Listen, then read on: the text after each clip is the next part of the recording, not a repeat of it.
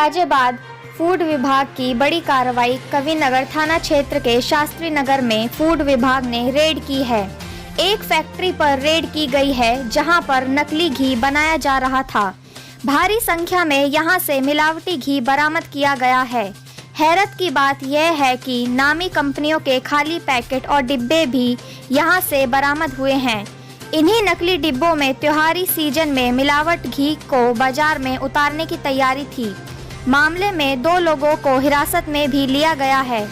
मिलावटी घी के सैंपल जांच के लिए भेजे गए हैं, जिससे यह साफ हो पाएगा कि इसमें क्या मिलाया जा रहा था। देखिए क्या कहना है फूड अधिकारी विनीत कुमार एवं शिकायतकर्ता का।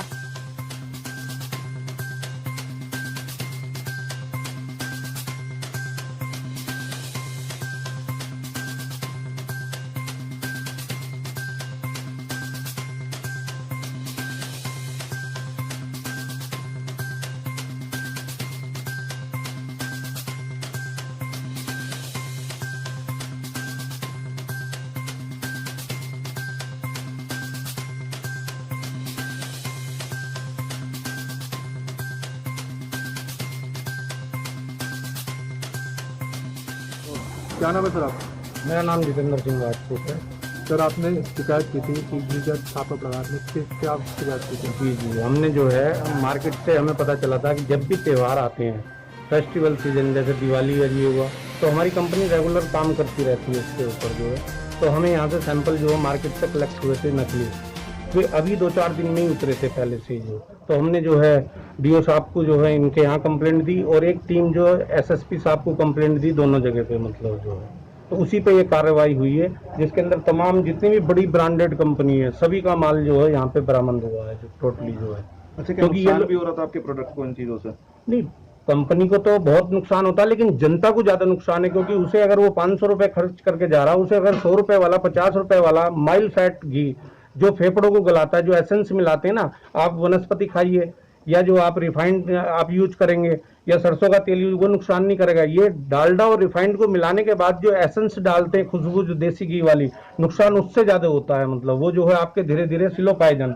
ऐसे लोगों को जो है बकसना नहीं चाहिए, सख्त से सख्त कानून होना चाहिए इनके लिए जो। अच्छा, अब ये जो नकली घी बना रहे थे किस तरीके से बना रहे थे? ये जो है 2 टीन लेते हैं डालडा के, 1 टीन उसमें रिफाइंड का, इसके अंदर 10 पैसे जो है 10% जो घी असली डालते हैं देसी कंपनी का, कहीं से भी ले लिया, और फिर एसेंस मिला करके इसका फ्लेवर थोड़ा सा जो टेस्ट अलग हो जाता है। पकाने के बाद में जब तीनों चीज गर्म करके अंदर जो चूल्हा मिला है तो इसे हीट कर देते, जैसे गांव में घी जला हुआ नहीं हो जाता मतलब जो, तो उसका टेस्ट होने से मिक्स करके, क्योंकि डालडा घी होता है एकदम गाढ़ा, तो उसे और देसी घी जो हल्का सा पिघलना चाहिए, तो उसके लिए इसमें रिफाइंड मिलाते हैं, फिर एसेंस मिला दिया जो यहाँ पे मिला, ये जो तब ये घी तैयार हो गया। अपना पैक करना, डब्बे मार्केट से ले लेते हैं, क्योंकि हमने अभी बवाना के अंदर जो है एक रेड की है, प्रिंटर वहां पकड़ा है, रैपर काफी मतलब भारी मात्रा में पकड़े हैं, तो जो अभी और भी तैयारी चल रही है। तो आपको कब से शिकायत मिल रही थी? नहीं, हमने अभी बवाना में रेड करी थी फैक्ट्री की दिल्ली में, तो वहां से पता चला था कि ये माल जो यूपी में, हरियाणा में और जो आसपास के एरिया में वहां से सप्लाई हो रहा, तो वहीं से इन्वेस्टिगेशन करते हुए हम यहाँ तक पहुंचे।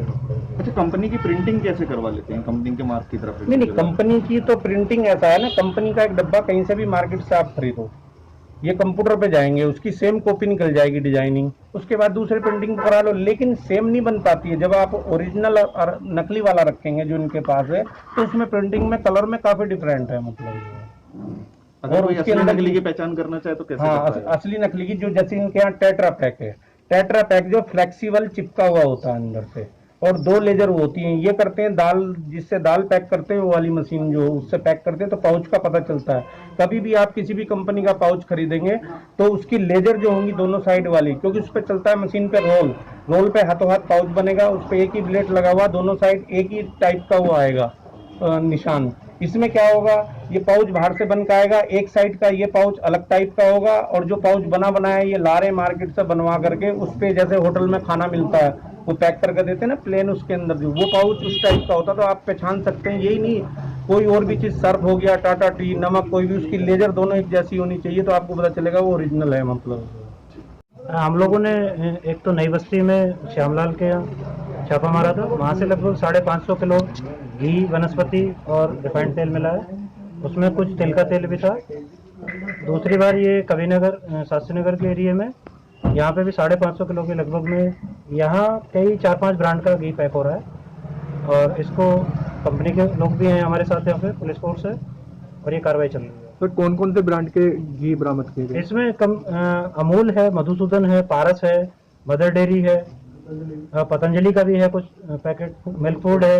सर किस तरीके से बना रहे थे ये वनस्पति और एसेंस मिला के उसमें कुछ जो असली घी है उसको भी मिला रहे थे इसमें, और इस तरह से अलग अलग ब्रांड के नाम से ही पैकिंग कर रहे थे। तो यहाँ से हम इसमें अपने 8-9 सैंपल हम लोगों ने कलेक्ट कर लिए हैं और आगे कितने लोगों की गिरफ्तारी हुई और क्या किस तरीके से कोई सूचना मिली थी इनकी? अभी ये प्रक्रिया चल रही है और इसमें जो भी संबंधित धारा है इनमें मुकदमा दर्ज कराया। सर आम जनता के लिए आप क्या कहना चाहेंगे? आम जनता के लिए ये है कि घी ऑथराइज डीलर से खरीदें और खरीदते समय बिल जरूर लें, क्योंकि नकली वाला कभी बिल नहीं दे पाता। तो नकली घी पकड़ा है, कितने रुपए का राजस्व हो गए? अब ये हम लोग इसका अनुमान लगा रहे हैं, अभी कैलकुलेशन चल रही है, लगभग 10 से 11 कुंटल के लगभग में दोनों जगह से पकड़ा जा चुका है। क्या नाम है? कब से काम कर रहे थे? कब से काम कर रहे थे घी का? घी बनाने का कब से काम कर रहे थे? 5-6 दिन 6 दिन से? 6 महीने से। कितनी सप्लाई कर देते हो? 10 रुपये 15 कहाँ का सप्लाई होती है? कहाँ का सप्लाई करते हो? यही करते हैं गाजियाबाद। कौन कौन से ब्रांड करते हैं? ठांडी और सामने। गाजियाबाद के मसूरी इलाके के एक घर में ड्रग इंस्पेक्टर ने छापेमारी की। छापेमारी के दौरान घर में अवैध रूप से रखी हुई लाखों रुपए की दवाइयां बरामद की गई हैं। औषधि विभाग के असिस्टेंट कमिश्नर वीरेंद्र सिंह का कहना है कि दवाइयों के नकली होने की भी आशंका है। मकान का मालिक मौके से फरार हो गया है, जिसकी तलाश मसूरी पुलिस कर रही है। दवाइयों के सैंपल जांच के लिए भेजे गए हैं, जिससे उनके असली और नकली के बीच का फर्क पता चलेगा। देखिए क्या कहना है पूरे मामले में वीरेंद्र सिंह, असिस्टेंट कमिश्नर औषधि विभाग मेरठ मंडल का।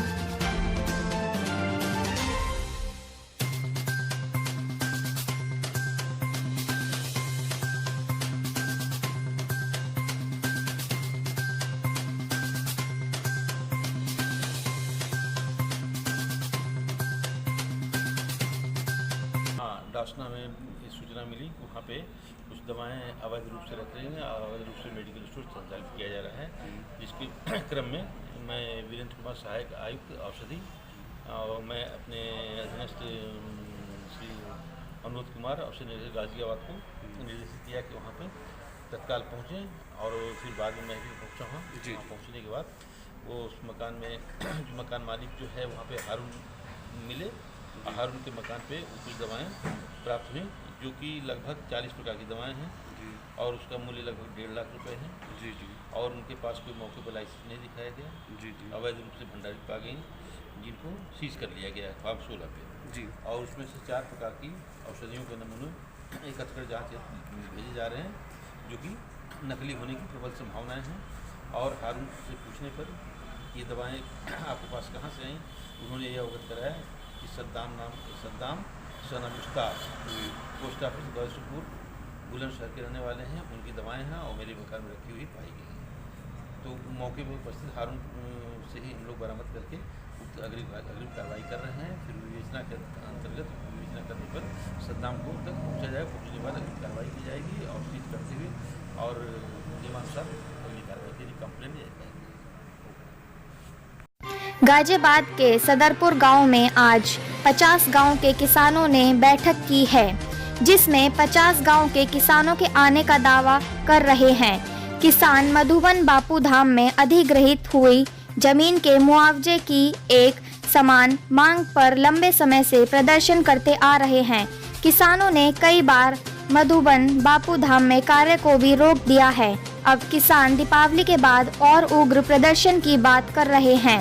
किसानों का कहना है दीपावली के बाद प्रधानमंत्री का दिल्ली में घेराव करेंगे। देखिए क्या कहना है पंचायत में आए किसानों का, मनोज और अनुराग शर्मा का।